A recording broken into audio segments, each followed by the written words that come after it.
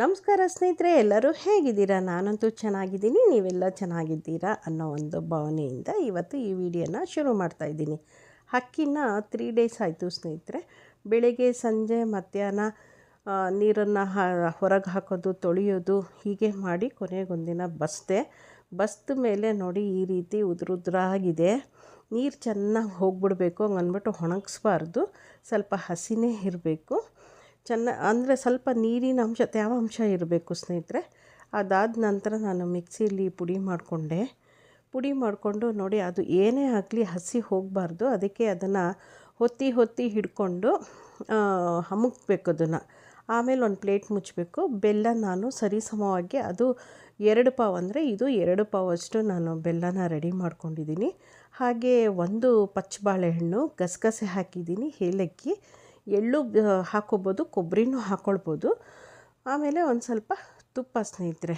ಇವಾಗ ಈ ಪಾವಲ್ಲಿ ನಾನು 2 ಪಾವು ಅಕ್ಕಿ ಹಾಕ್ಕೊಂಡಿದ್ದು, ಹಾಗಾಗಿ ನಾನು ಈ ಪಾವಿನ ಅಳತೆ ತೋರಿಸ್ತಾ ಇದ್ದೀನಿ. ಅಕ್ಕಿ ಅಳತೆ ಹಾಕಿದ್ದು ಸ್ಕಿಪ್ ಆಗಿದೆ, ಅದಕ್ಕೆ 2 ಪಾವು ಅಕ್ಕಿ, ದೋಸೆ ಅಕ್ಕಿ ತೊಗೊಂಡ್ರೆ ಚೆನ್ನಾಗಿರುತ್ತೆ ಸ್ನೇಹಿತರೆ. 2 ಪಾವು ಬೆಲ್ಲ, 2 ಪಾವು ಅಕ್ಕಿನ 3 ಡೇಸು ನೆನೆಸ್ಬೇಕು. ಇದು ತುಂಬ ಮುಖ್ಯವಾದದ್ದು.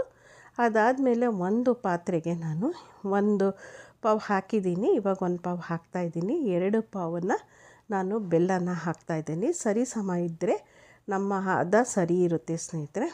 ಇದಕ್ಕೆ ನಾನೇನು ನೀರು ಹಾಕಿಲ್ಲ, ಯಾಕಂದರೆ ಈ ಬೆಲ್ಲ ಉಂಡೆ ಬೆಲ್ಲ ಮೆತ್ತಗಾಗಿರುತ್ತಲ್ವ, ಅದಕ್ಕೋಸ್ಕರ ನಾನು ನೀರು ಏನೂ ಹಾಕಿಲ್ಲ. ನೀರು ಹಾಕಿಲ್ಲ ಅಂದರೂ ಹಾಗೆ ಕರಗಿಬಿಡುತ್ತೆ ಸ್ನೇಹಿತರೆ. ನೀರು ಹಾಕಿದ್ರೆ ಸ್ವಲ್ಪ ಟೈಮ್ ತೊಗೊಳುತ್ತೆ. ನೀರು ಹಾಕಿಲ್ಲ ಅಂದರೆ ಹಾಗೆ ಸ್ವಲ್ಪ ಕೈ ಆಡಿಸ್ತಾ ಇದ್ದರೆ ಚೆನ್ನಾಗಿ ಕರಗಿಬಿಡುತ್ತೆ, ಬೇಗ ಪಾಕ ಬರುತ್ತೆ, ಬೇಗನೆ ಮಾಡಬಹುದು. ನೋಡಿ, ಇವಾಗ ಸ್ವಲ್ಪ ಗಸಗಸೆ ಹಾಕಿದ್ದೀನಿ. ಇನ್ನೊಮ್ಮೆ ಹೇಳ್ತೀನಿ, ಎಳ್ಳು ಮತ್ತು ಕೊಬ್ಬರಿ ಹಾಕ್ಬೋದು. ನಮ್ಮನೆ ಪುಟ್ಟು ಪಾಪು ತಿನ್ನೋದ್ರಿಂದ ಎಳ್ಳನ್ನ ನಾನು ಬೇಡ ಅಂಥೇಳಿ ಹಾಕಲಿಲ್ಲ. ಏಲಕ್ಕಿ ಪುಡಿ ಮತ್ತು ಗಸಗಸೆ ಹಾಕಿದ್ದೀನಿ. ನೋಡಿ, ಇವಾಗ ಚೆನ್ನಾಗಿ ಕರಗಿದೆ. ನೋಡಿ, ನೀರು ಹಾಕೋ ಅವಶ್ಯಕತೆಯೇ ಇಲ್ಲ, ಕೈ ಆಡಿಸ್ತಾನೆ ಇರಬೇಕು. ತಳ ಹತ್ತಲ್ಲ, ಆದರೂ ಕೈ ಆಡಿಸ್ತಾನೇ ಇರಬೇಕು ಸ್ನೇಹಿತರೆ. ಇವಾಗ ಪಚ್ಚ ಬಾಳೆಹಣ್ಣು ಹಾಕಿದ್ದೀನಿ. ಪಚ್ಚ ಬಾಳೆಹಣ್ಣು ಹಾಕಿದ್ರೆ ಸ್ಮೂತಾಗಿರುತ್ತೆ, ತಿನ್ನಲಿಕ್ಕೆ ಒಂಥರ ಟೇಸ್ಟಿಯಾಗಿರುತ್ತೆ ಸ್ನೇಹಿತರೆ. ಅದಕ್ಕೆ ಈ ಟಿಪ್ಸ್ನ ಹಾಗೆ ಹೇಳ್ತಾ ಇದ್ದೀನಿ. ಫುಲ್ ಕೊನೆವರೆಗೂ ನೋಡ್ತಾ ಇದ್ದರೆ ನಿಮಗೆ ಈ ಗೊತ್ತಾಗ್ಬಿಡುತ್ತೆ ನಿಮಗೆ ಕಜ್ಜಾಯ ಮಾಡುವ ರೀತಿ. ಯಾಕಂದರೆ ನಾನು ಅದಕ್ಕೆ ಅಂತ ಬೇರೆ ಮಾಡಿದ್ರೆ ಸರಿ ಹೋಗಲ್ಲ. ಈಗ ಒಂದು ಗ್ಲಾಸಲ್ಲಿ, ಒಂದು ಬಟ್ಲಲ್ಲಿ ನೀರು ಇಟ್ಕೊಂಡಿದ್ದೀನಿ. ಯಾಕಂದರೆ ಪಾಕ ಸ್ವಲ್ಪ ಉಂಡೆಗಟ್ಟಂಗಿರಬೇಕು, ತುಂಬ ಗಟ್ಟಿ ಆಗಿರಬಾರ್ದು ಸ್ನೇಹಿತರೆ. ಟಿಪ್ಸ್ ಹಾಗೆ ಕಜ್ಜಾಯ ಮಾಡುವ ರೀತಿ ಹೇಳ್ತಾ ಇದ್ದೀನಿ. ನೋಡಿರಿ, ಹೀಗೆ ಕುದೀತಾ ಇದೆ ಅಲ್ವಾ. ಇವಾಗ ನೋಡಿ, ನಾವು ಇದರಲ್ಲಿ ಕೋಲಲ್ಲಿ ಹಿಂಗೆ ತೆಗಿತೀವಲ್ವ ದೋಸೆ ಕಡ್ಡೀಲಿ, ಅದು ತೊಟ್ಟಂತ ತೊಟ್ಟಿಡುತ್ತೆ. ಇವಾಗ ಇದಕ್ಕೆ ಹಾಕಿದ್ದೀನಿ ನೀರಿಗೆ. ನೋಡಿ, ಈಗ ಒಂದು ಸ್ವಲ್ಪ ಎಲ್ಲ ಸೇರಿಸಿ ನೋಡಿದ್ರೆ ಇಷ್ಟಾದ ಸಾಕು ಸ್ನೇಹಿತರೆ. ಇವು ಏನಾದರೂ ಕಲಿಸ್ಕೊಂಬಿಡ್ತು ಅಂದರೆ ಇನ್ನೊಂದು ಸ್ವಲ್ಪ ನಾವು ಮಾಡ್ಕೊಳ್ಬೇಕು. ಸಾಕಿಷ್ಟು, ಯಾಕಂದರೆ ನಾವು ಹಸಿ ಅಕ್ಕಿ ಹಾಕಿ ಇನ್ನೊಂದು ಸ್ವಲ್ಪ ಚೆನ್ನಾಗಿ ಕೈ ಆಡಿಸ್ತೀವಲ್ವ, ಆವಾಗ ನಮಗೆ ಹದ ಸರಿ ಹೋಗುತ್ತೆ. ಇವಾಗ ಮತ್ತೊಂದು ಸಲ ಟ್ರೈ ಮಾಡ್ತಾಯಿದ್ದೀನಿ. ನೋಡಿ, ಗಟ್ಟಿಯಾಗಿದೆ ಅಂತಂದರೆ ತಕ್ಷಣಕ್ಕೆ ಹಾಕಿದ್ದು ನಾನು, ಏನು ತುಂಬ ಟೈಮ್ ತೊಗೊಳ್ಲಿಲ್ಲ. ಇವಾಗ ಈ ಹದ ಸರಿ ಹೋಗಿದೆ ಅಲ್ವಾ. ಇವಾಗ ನಾವೇನು ಮಾಡಬೇಕು, ಅಕ್ಕಿ ಹಿಟ್ಟನ್ನು ಹಾಕಬೇಕು. ಕರೆಕ್ಟ್ ಅಳತೆ ಸ್ನೇಹಿತರೆ, ನಾವೇನು ಹೆಚ್ಚಿಗೆ ಇದೇ ಮಾಡೋ ಹಾಗಿಲ್ಲ, ಎಲ್ಲ ಹಿಟ್ಟನ್ನು ಹಾಕ್ಬೋದು. ಹಾಕಿ ಸ್ವಲ್ಪ ಹೀಗೆ ಚೆನ್ನಾಗಿ ನೋಡಿ, ಒಂದು ಸ್ವಲ್ಪ ಅಕ್ಕಿನೂ ಉಳಿಯಲ್ಲ ಸ್ನೇಹಿತರೆ. ಹಿಟ್ಟು ಹಸಿ ಇರೋ ಕಾರಣಕ್ಕೋಸ್ಕರ ಅದು ಇವಾಗ ತಕ್ಷಣಕ್ಕೆ ನಮಗೆ ತೆಳು ಅನಿಸ್ಬಹುದು, ಬಟ್ ಆಮೇಲೆ ತುಂಬ ಗಟ್ಟಿಯಾಗುತ್ತೆ. ಹೀಗೆ ಚೆನ್ನಾಗಿ ಕೈ ಆಡಿಸ್ತಾ ಇರಬೇಕು. ಇರೋ ಅಕ್ಕಿ ಹಿಟ್ಟನ್ನೆಲ್ಲ ಸೇರಿಸ್ತೀವಿ ಸ್ನೇಹಿತರೆ. ನೋಡಿ, ಹೀಗೆ ಎಲ್ಲ ಹಿಟ್ಟನ್ನು ಹಾಕ್ಬಿಡ್ತೀನಿ. ಸ್ವಲ್ಪ ಹಾಕಿ ತಿರುಗಿಸ್ಕೊತಾ ಇರಬೇಕು. ಅಕಸ್ಮಾತ್ ಏನಾದರೂ ಗಟ್ಟಿ ಆಯಿತು ಅಂದರೆ, ಗಟ್ಟಿ ಅಂದರೆ ತೀರ ಗಟ್ಟಿ ಆಗಿಬಿಟ್ರೆ ಕಜ್ಜಾಯ ಮಾಡಬೇಕಾದ್ರೆ ಚೆನ್ನಾಗಿರಲ್ಲ ಸ್ನೇಹಿತರೆ.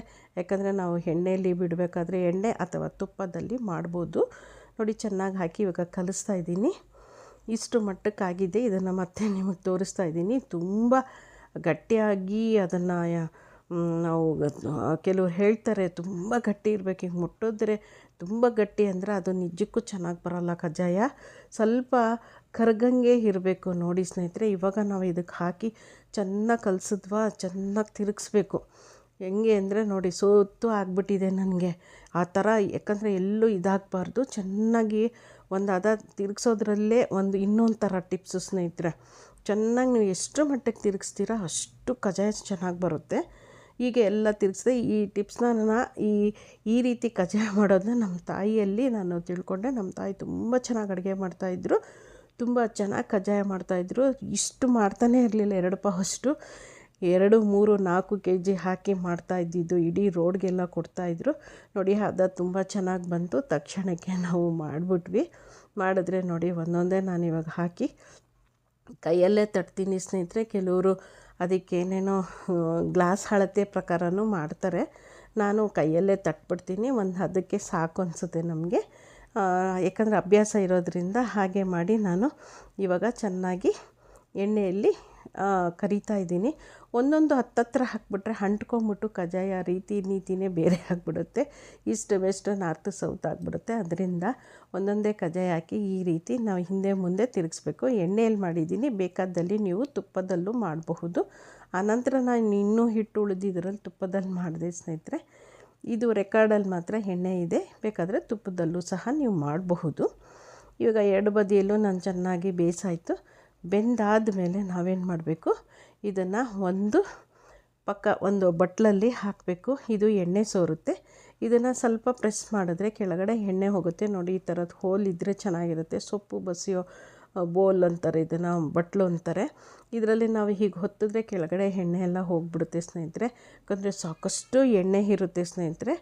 ಅದು ಟಿಶ್ಯೂ ಪೇಪರಲ್ಲಿ ಹಾಕಿ ನೀವು ಎತ್ತಿಟ್ಬಿಟ್ರೆ ಚೆನ್ನಾಗಿರುತ್ತೆ. ಈ ರೀತಿ ಕಜ್ಜಾಯ ಮಾಡಿ ಟಿಪ್ಸೊಂದಿಗೆ ನಿಮಗೆಲ್ಲ ತಿಳಿಸಿದ್ದೀನಿ. ಹೋಗಿ ಬರಲಾ? ನಮಸ್ಕಾರ.